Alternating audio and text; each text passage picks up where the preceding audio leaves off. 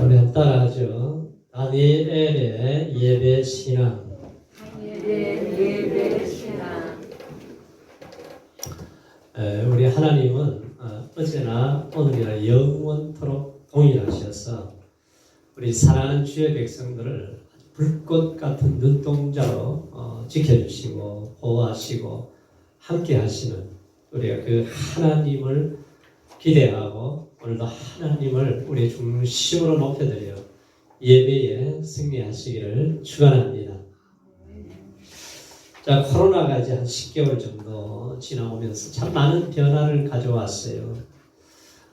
사람들이 경제적으로는 더 힘들고 우리 학생들은 공부하기도 더 힘들고 사업하시는 분들은 사업하기도 힘들고 청년들은 취직하기가 힘들어졌어요. 이 다가온 현실을 우리가 불평한다고 상황이 바뀌는 것은 아닙니다. 그리고 낙담한다고 해서 상황이 좋아지는 것이 아니라 악화될 뿐이에요. 그래서 우리는 지금의 상황을 믿음으로 잘 받아들여야 됩니다. 그리고 용기를 가지고 받아들여야 돼요. 하나님의 말씀을 순종하는 용기 못지않게 중요한 것이죠. 그러나 이 어려움은 우리 시대만 있는 것이 아니에요. 2600년 전에 있었던 사건이 오늘 성경에 기록이 되어져 있습니다. 그 시대를 살았던 이 다니엘이 청소년이죠. 지금 예언이가 몇 살이에요? 13살. 그러니까 한 15살 전후 정도 되는 청소년이 다니엘인데 이제 포로로 잡혀갔습니다. 포로로 잡혀가서 불모의 신세가 되었는데, 자, 그가 끌려간 사회는 어디냐? 바벨론이라는 사회예요. 죄악의 도시, 캄캄하고 추하고 냄새나는 그러한 지역에서 정권이 3번이나 바뀌어져요. 그런데 90세가 될 때까지 다니엘은 총리로서의 그 자리를 계속 이방 나라에서 지키면서 하나님이 어떤 분인지, 하나님이 역사를 다스리시고 돌리시는 분이라고 하는 것을 보여주고 있습니다.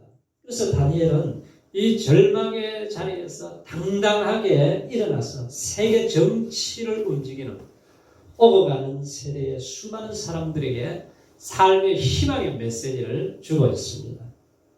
1장 8절에 보면은 다니엘은 뜻을 정하여 그래요. 뜻을 정하여 왕의 음식과 그의 마시는 포도주로 자기를 더럽히지 아니하려고 자기 한간장에게 구해서 자기들이 채식을 하게 해달라고 요구를 합니다. 왜냐하면은 우상에게 제사를 드렸던 제물을 그것을 음식을 먹을 수가 없다는 거예요. 하나님의 백성으로서 정체성을 일치를 갖겠다. 바벨론에 동화되지 않고 신앙의 절개를 지키겠다는 거죠. 쉬운 일이 아니잖아요. 자, 다니엘이 왕이 하사한 음식을 만약에 거절한다면 죽을 수도 있는 그러한 일이에요. 그런데 지금 다니엘이 어디에 있어요? 바벨론에. 그리고 이 왕궁에서 교육을 지금 받고 있습니다. 느부갓네살 왕은 아주 잔인한 왕이에요. 이스라엘 백성들의 도시를 다 파괴시켜버리고 성전을 불태우고 성전에 있는 중요한 기명들을 전부 다 탈취해가지고 왔습니다. 그리고 시리기야가 애굽으로 야맘에 도주 하나가 붙잡혔을 때에 그 자기가 보는 눈앞에서 2 아들을 죽였어요. 이스라엘의 마지막 왕이에요.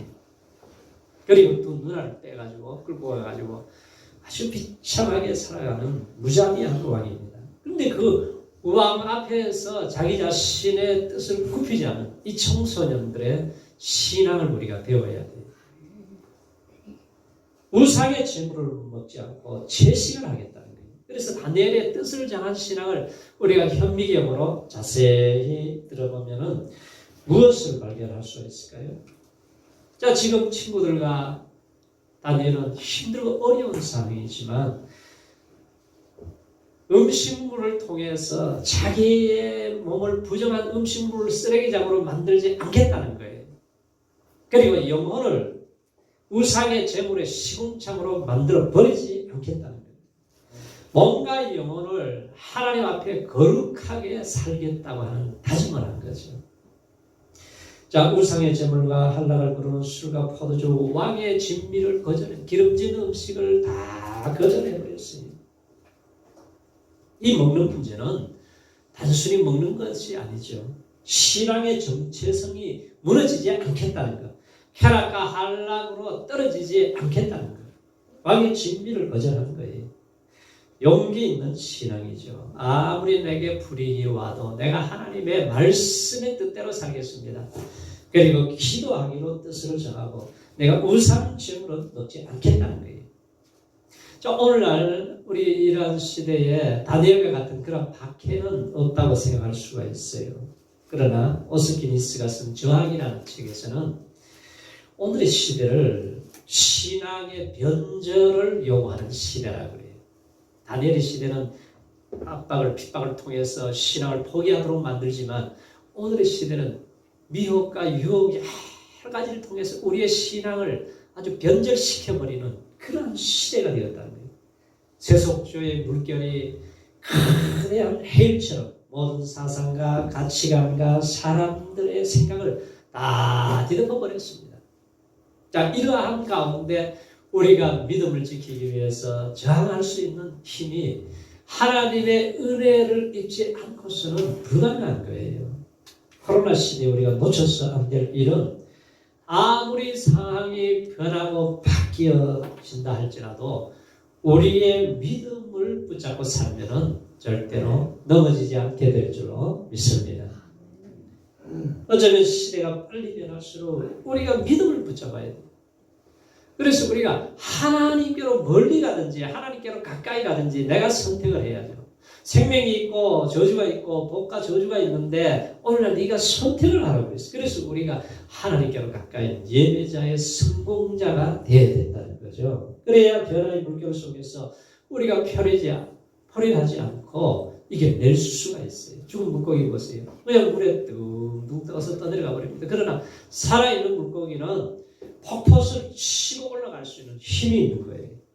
변화를 따라가기 위해서 몸부림치는 것이 중요하죠. 우리가 생존을 위해서 변화를 받아들이고 그 변화에 맞춰가는 노력도 분명히 있어야 돼요. 그러나 변화되는 상황에 뒤따라가려면 우리는 너무 많은 것을 놓칠 수 있어요. 잃어버릴 수가 있어요. 그러나 우리가 신앙은 잃어버리지 마시기를 축원합니다. 기도의 사람 다니엘은 하나님을 두려워하면서 하나님을 경외하면서 살아가는 다니엘은 겁날 것이 없었어요. 사람이 두렵지 않아요. 세상이 두렵지 않아요.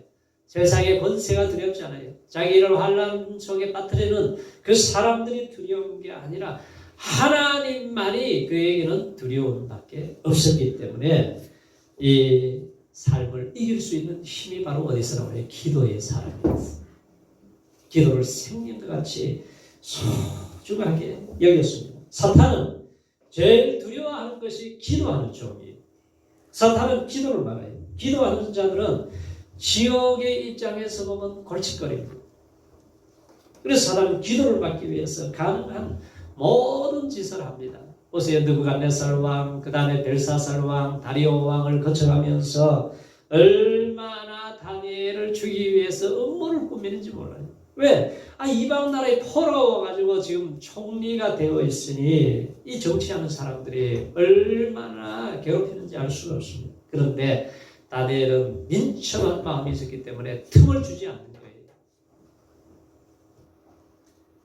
바벨론 정부 전체를 동원해서 지금 공격을 해오는 거예요. 그러나 다니엘은 내가 기도 없이는 단 하루도 살 수 없다는 그런 신앙으로 살았습니다. 그런 자신의 동료들이 더 많은 일을 그에게 쏟아붓듯이 해도 잘 감당했어요. 그리고 다니엘은 개인 예배에 성공한 사람이에요. 이 다니엘이 규칙적인 개인 예배는 훈련된 습관에서 이루어진 것입니다. 그러니까 청소년 때, 어릴 때부터 이 훈련이 된 거예요. 다니엘서 6장에 보면 어리석은 왕 다리오 왕이 신하들이 와가지고 왕이시여, 지금 왕이 얼마나 대단하십니까? 지금 이 나라에 다른 신에게 절을 하거나 기도하는 사람은 전부 다 사자법을 만들어서 나라를 정화시켜야 됩니다. 아, 그래, 너희들이 나를 위해서 참 큰일을 하는구나. 조서에다 의인을 딱 찍어가지고 전국에다가 반포를 해버렸습니다. 자, 다니엘이 조서에 의인이 찍힌 것을 알고도 자기 집에 돌아가서는 그 밤을 예루살렘으로 향해서 창문을 활짝 열어놓고 늘 기도했어요. 왜? 성전 있는 쪽을 바라보면서. 전에 행하던 대로 했다 그랬어요. 그리고 기도를 하는데 어떤 기도를 하느냐? 지금 죽을 일이 생겼어요. 그런데 감사하면서 기도를 했다. 조서에 의인이 찍힌 것을 알고도 그러잖아요. 그러니까 내가 지금 기도하면은 사자굴에 들어가야 되고 내가 죽는구나 알아요. 지금 죽을 일이 생겨도 하나님 앞에 전에 행하던 대로 내가 기도를 하겠다는 거예요. 많은 사람들이 지금 말한 게 뭘 보고 있어요. 다 지금 호시탐탐 노리고 알고 있습니다. 그런데도 지금 중요한 것은 많은 사람들이 나를 죽이기 위해서 보고 있지만 그러나 하나님도 나를 불꽃 같은 눈으로 보고 계시기 때문에 하나님 보시는 것이 더 중요하다는 거예요. 웬만한 두려움이 찾아오면은 문을 딱 닫아버리고 기도하면은 못 봐요. 볼 수가 없어요. 그리고 한 달 동안만 기도를 딱 끊어버리면은 죽는 데는 아무 이유가 없습니다. 살 수가 있죠. 아니면 묵상기도 해도 돼요. 속으로 그냥 하나님 하고는 묵상기도 해도 되는데 전에 행하는 대로 창문을 열어놓고 기도를 합니다. 조서를 찍기 전이나 조서를 찍은 이후나 행하는 습관대로 좋을 때도 죽을 일이 생겨도 전에 행하는 대로 내가 기도하겠습니다. 그랬더니 그냥 딱 보고는 모함을 해가지고 오를 해서 사자굴에 들어갈 수밖에 없는 상황이 된 거예요.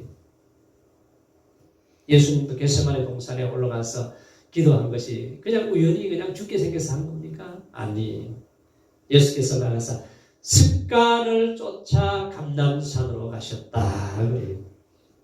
자, 누가는 의사잖아요. 아주 예리한 관찰력을 가지고 예수님이 습관적으로 지금 기도하러 가시는구나. 이걸 본 거예요. 그래서 사람이 좋은 습관이든 나쁜 습관이든 계속 반복하게 되면은 그것이 자신의 삶의 행동으로 나타나게 되어 있습니다. 운명을 만들어버리는 거예요. 그래서 좋은 습관을 우리가 형성해야 되는데 우리가 어려운 태풍이 오고 문제가 생길 때마다 하나님 앞에 부르짖어 기도하시기 바랍니다. 하나님께로 가까이 가시기 바랍니다. 하나님을 의지해야 되는 거예요. 그것이 믿음에 보여도 지나고 나서 보면 하나님은 모든 것이 하나님의 사랑하는 자들을 합력하여서 선을 이루고 좋은 열매를 하나님이 주시는 거예요. 다니엘이 이렇게 하나님의 뜻대로 살겠다고 하니까 하나님이 뭘 주세요? 10갑절의 지혜를 주세요. 이 10갑절의 지혜를 얻으니까 다니엘이 그 살던 바벨론의 박수술객들 얼마나 똑똑하고 지혜로운 사람이 많았어요. 그런데 다니엘을 따라올 수가 없는 거예요. 그래서 우리가 하루에 단 10분이라도 성경을 읽고 기도하고 하나님을 찾는 시간을 가질 때에 우리 하나님의 인도를 받고 하나님의 도우심을 받고 마지막에 가서는 축복의 길로 반드시 가게 되는 거예요. 또 하나는 다니엘은 하나님의 말씀을 부지런히 공부한 사람이에요. 자, 2절 말씀 보세요. 오늘 본문의 2절에 우리 같이 읽어보죠. 자, 시작. 고하신 동치 원년에 나 다니엘이 성심으로 말미암아 여호와의 말씀이 선지자 예레미야에게 임하여 고하신 그 연수를 깨달았나니 온 예루살렘의 항구함이 70년 만에 마치리라 하신 것입니다.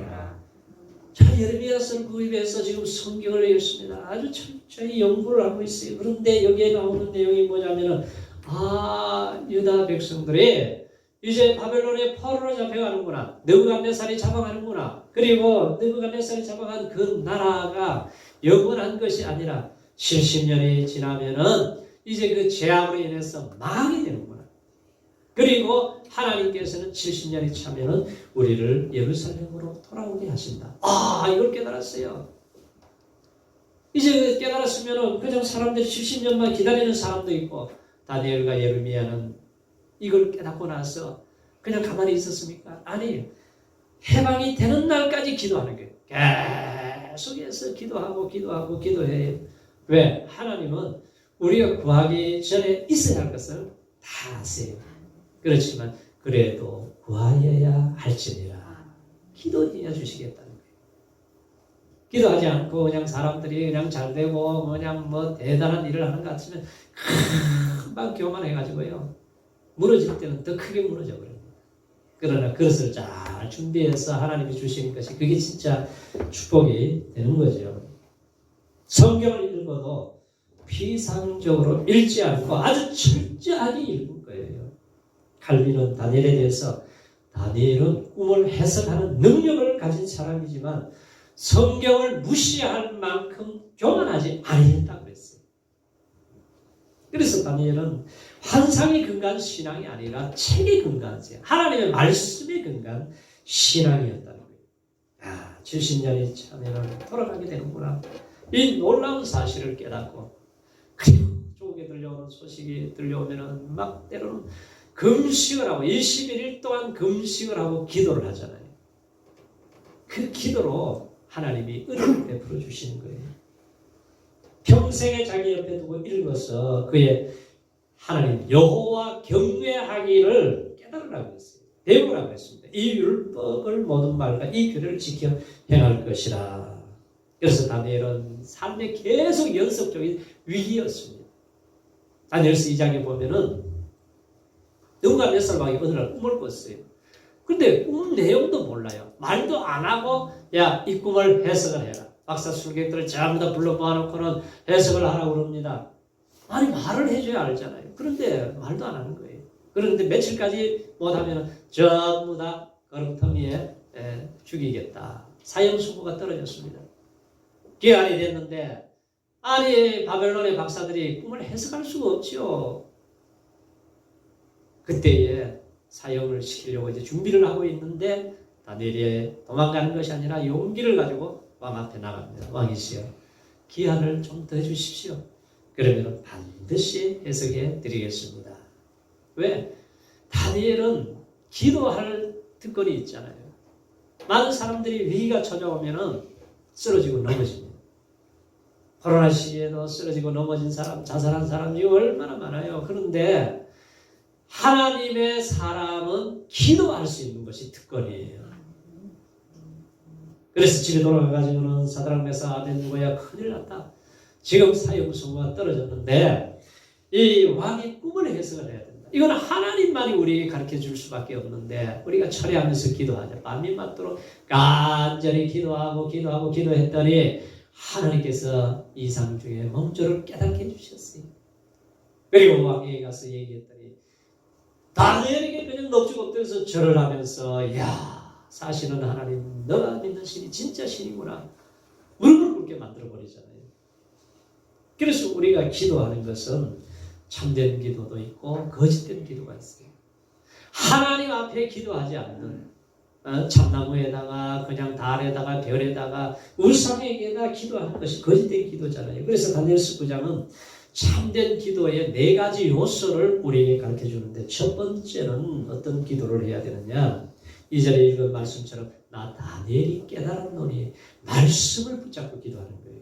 우리가 내 감정으로 기도하는 게 아니고 그냥 세상의 헛소리 듣고 기도하는 게 아니라 하나님의 말씀을 붙잡고 기도하는 거예요. 하나님이 이렇게 말씀하셨습니다. 그러면 하나님의 말씀이 그대로 이루어지고 하나님이 응답을 하시는 거예요. 내가 기도하여 간구하기로 결심을 했다고요. 우리가 죄를 자백하면 저를 이쁘시고 그래서 우리 죄를 사하신다는 그 확신을 가지고 우리가 기도할 때에 우리의 죄 문제가 해결이 되는 거죠. 성경에 모든 믿는 자가 부자가 된다는 약속은 없어요. 근데 자꾸 욕심으로 이걸 붙들고 기도하는 것이 아니라 말씀에 근거해서 너희가 내 안에 가고 내 말이 너희 안에 거하면 무엇이든지 원하는 대로 구하라. 그래야 하면 이루어 주시겠다고 했어요. 두 번째는 참된 기도는 하나님을 향해서 경배가 가득한 기도를 드린 거예요. 4절 말씀을 한번 보세요. 4절 말씀에 시작. 내 하나님 여호와께 기도하며 전하여 이르기를 크시고 두려워할 주 하나님, 주를 사랑하고 주의 계명을 지키는 자를 위하여 언약을 지키시고 그에게 인자를 베푸시는 자시여.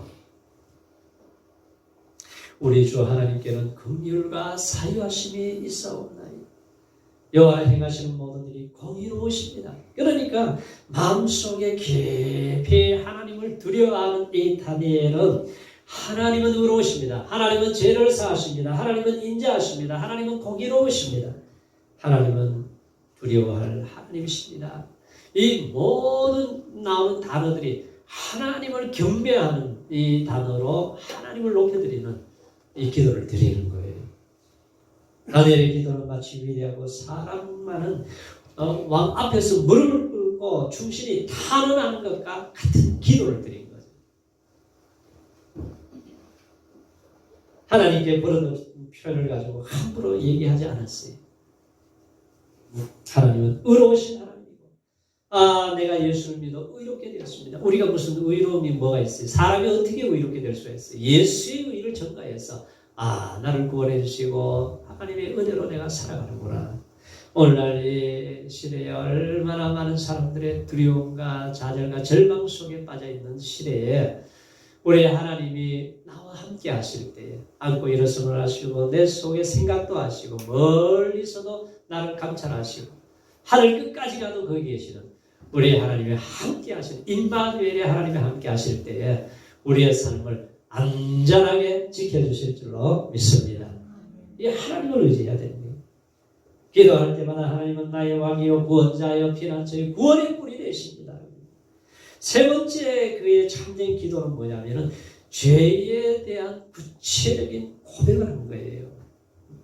하나님, 우리가 범죄했습니다. 우리가 배역했습니다. 우리가 행악을 저질렀습니다. 그래서 우리에게 수욕이 돌아왔습니다. 왜? 여호와의 말씀을 청종치 아니함으로 인해서 이렇게 되었습니다. 19절에 보면은 주여 들으소서, 주여 용서하소서, 주여 들으시고 행하소서, 지체치 마옵소서. 나의 하나님이여 주 자신을 위하여 하시옵소서. 이런 주의 성가 주의 백성이 주의 이름으로 일컬은 바 되니이다. 다니엘은 반복해서 계속해서 하나님을 높여드리고 인정하는 이 고백을 하는 거예요. 그리고 철저하게 이 죄로 인해서 이 문제가 생겼다고 하는 것을 아주 처절하게 깨달은 사람. 죄가 해결이 안 되면 하나님 관계가 회복이 안 되면 해결 방법이 없습니다. 그래서 우리가 찬양을 드리고 예수의 보혈로 우리가 예배 시간마다 우리가 죄악을 씻어내고 정결케 될 때에 예수의 이름을 힘입어서 우리가 담대하게 주의 보좌 앞으로 나갈 수 있는 은혜를 주신 거예요. 그리고 또 참된 기도는 하나님의 영광을 구하는 기도였어요. 자신의 영광을 구하는 사울 왕도 무너져 버려요. 자기 영광을 구하다 다 무너집니다. 그런데 하나님의 영광을 구하는 거예요. 17절에도 보면 주를 위하여 주의 얼굴빛을 주의 항폐한 성소에 비치시옵소서. 나의 하나님이여 주 자신을 위하여 하시옵소서. 다니엘의 기도는 하나님의 영광과 명예를 드러내는 기도를 드린 거예요. 하나님 저를 축복해 주세요. 이렇게 기도하기보다는 하나님 저에게는 예수의 이름이 있습니다. 예수의 이름이 높임을 받아야 되오니 하나님이 나를 축복해 주시옵소서. 무조건 건강만 달라고 기도하지 말고 왜 건강해야 돼? 잘 먹고 잘 살기 위해서 건강하게 해주세요.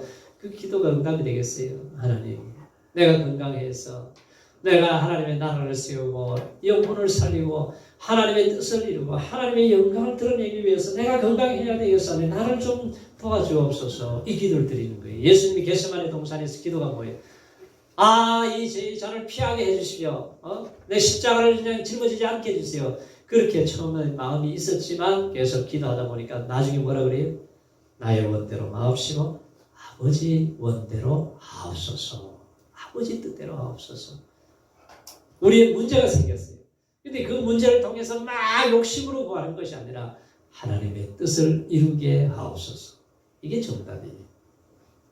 그래서 유대인들은 수천 년 동안 예배를 그렇게 생명같이 여기면서 드리다가 예배가 무너져 버리니까 나라도 망하고 바벨론 포로 생활 70년 생활을 하고 이 어려운 생활이 찾아왔습니다. 그런데 하나님께서는 예배를 자유롭게 드릴 수도 없고 기도를 할 수 없고 세상에 의해서 욕을 얻어먹고 있을 때에 성도들이 낙심하거나 넘어져 있지 말고 다니엘을 통해서 보여주는 게 뭐냐 하면은 개인적인 예배, 우리가 공동체 예배, 이 예배에다가 목숨을 걸고 일어나서 승리하라는 메시지를 주는 거예요. 그리고 이 다니엘서를 통해서 뭘 보여주시냐? 역사의 주인이 누구냐? 하나님이라는 거예요. 이스라엘 나라 망했어요. 포로 생활합니다. 그런데 지금 역사의 수레바퀴를 돌리는 것을 누구를 통해서 돌리는 걸 보여주고 있어요? 포로로 잡혀간 다니엘을 통해서 느부갓네살 왕이 아니고 벨사살 왕이 아니고 다리오 왕이 아니고 이 다니엘을 통해서 하나님의 역사가 돌아가는 것을 보여주시고 이 느부갓네살 왕의 꿈을 통해서 바벨론도 망하게 되고 바사도 망하고 메대도 망하고 헬라도 망하지만 그러나 영원한 나라는 하나님의 나라밖에 없다는 것을 보여준 거예요. 세상 나라 왕은 하루아침에 또 무너져요. 그러나 영원한 나라는 하나님의 나라밖에 없다. 그래서 우리가 이 땅에 살면서 어떻게 살아야 되냐? 하나님 앞에 우리가 예배 성공자가 되어서 이 땅에 우리가 살고 있지만 목표는 우리는 어디? 천국 시민권자는 하나님의 나라가 목표예요. 바울이 모세가 하나님의 나라를 목표로 살았기 때문에 왕궁의 삶을 잠시 제한의 낙을 누리는 것이라고 했어요. 사도 바울이 이 땅에서 집을 짓고 떵떵거리며 살 수 있었지만 부름의 상을 위해서 편들을 향해 달려갈 때 얼마나 고난이 많았어요. 41가만 내도 맞고 감옥에도 수없이 들어가고 강도의 위험, 동족의 위험, 수많은 위험을 당하고 죽었다가 살아나기도 하고 이러한 고통 속에서도 현재 고난이 아무리 커도 장차 나타날 영광과는 좋게 비교할 수 없다고 그랬어요. 그래서 우리 성도님들이 하나님의 나라를 잘 준비하면서 사시기 바랍니다. 멸류관을 위해서, 삶을 위해서 우리가 보화를 발견하게 되면은 땅 속에 보화가 있다는 것을, 진주가 있다는 걸 발견하면 몽땅 다 팔아가지고 그 밭을 사잖아요. 사도 바울이나 모세는 그걸 산 거예요. 거기에다 인생을 다 투자했을 때에 우리가 하나님의 나라에 가서 만날 때에 멸류관의 주인공이 얼마나 영광스러운 것인가를 보게 될 것입니다. 우리가 아무리 코로나가 힘들고 어렵게 해도 믿음으로 일어나서 하나님과 함께하는 삶으로 매일매일 주님과 동행하고 믿음으로 승리하시기를 축원합니다. 할렐루야. 우리 같이 기도하실 때 하나님께서 우리가 때로는 우울증도 스트레스도 넘어지기도 하고 힘들 때가 있어요. 왜? 엘리야도 모세도 우울증에 빠지고 차라리 죽었으면 좋겠다 그럴 때도 오잖아요. 그렇지만 하나님의 사람이 하나님이 붙잡고 계시면 어떠한 어려움도 넉넉하게 이길 수 있게 하시는 은혜를 주시고 우리 교회와 가정과 또 연약한 종들을 위해서 기도하고 이 시대에 내가 교회인데 내가 빛이 되고 소금의 맛을 내는 삶을 살 수 있는 은혜를 주옵소서. 우리 기도하시고 이 땅에 죽어가는 영혼, 지옥 갈 영혼들을 살리게 하시옵소서. 기도합니다. 하나님 아버지, 하나님께서 우리를 사역처럼 함께 하시고 하나님의 많은 사랑이 점지되어서 때로는 절망이 찾아오고 그럴 때가 있습니다. 그럴 때마다 믿음의 주여 온전케 하시고 예수를 나오시고 우리 주님 손을 붙잡고 우리 하나님께로 날마다 더 가까이 저희들의 삶이 되게 하옵소서.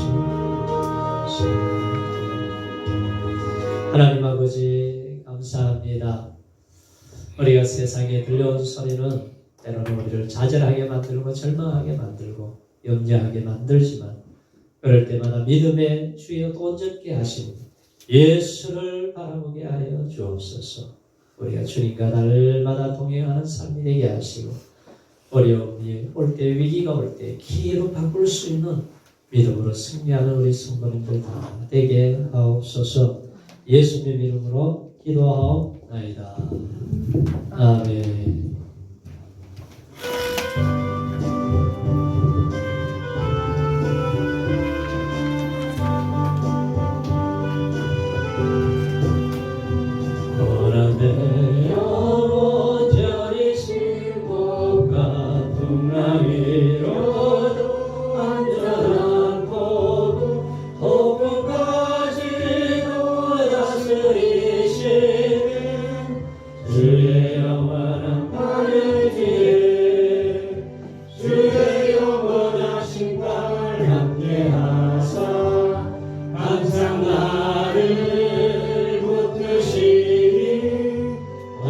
곳에 가든지 요동하지 않음은 주의 팔을 의지함이라. 세상 친구들 나를 버려도 예수는 함께 동행함으로 주의 은혜가 충만하리. 주의 영원한 팔을